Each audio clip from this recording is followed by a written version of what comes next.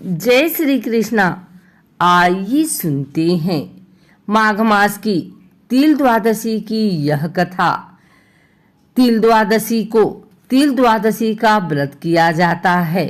इस वर्ष यह व्रत 2 फरवरी 2023 को मनाया जा रहा है।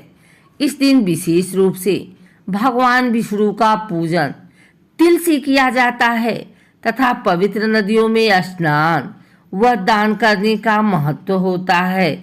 वही इस बार अर्धकुंभ होने के कारण इसका महत्व और भी बढ़ रहा है, जिसे देखने के लिए न सिर्फ भारत बल्कि 7 समंदर पार से सैलानी आएंगे।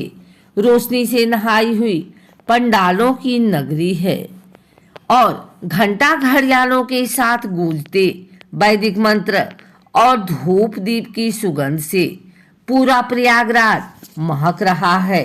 आस्था के इस महामेले में ही शाही स्नान और अन्य कई आयोजन हो रहे हैं। ऐसी धार्मिक आध्यात्मिक अनुभव शायद कहीं मिले। इस दिन मनुष्य को शुभ फलों की प्राप्ति होती है।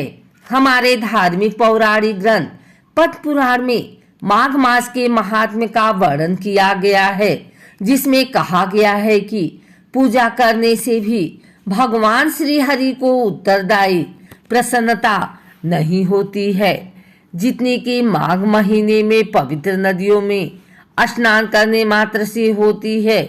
अतः सभी पापों से मुक्ति और भगवान वासुदेव की प्रीति प्राप्त करने के लिए प्रत्येक मनुष्य को माघ स्नान अवश्य ही करना चाहिए।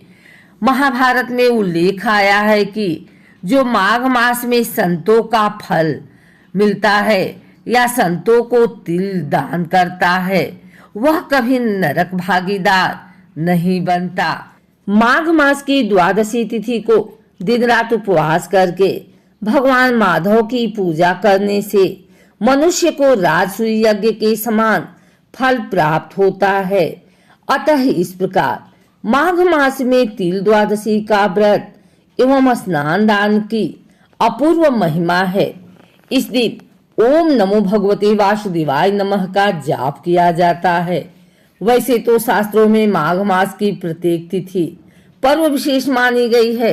यदि किसी स्थिति के कारण पूरे माह का नियम न निभा सके तो उसमें यह व्यवस्था भी दी गई है कि 3 दिन अथवा 1 दिन माघ स्नान का व्रत का पालन करें।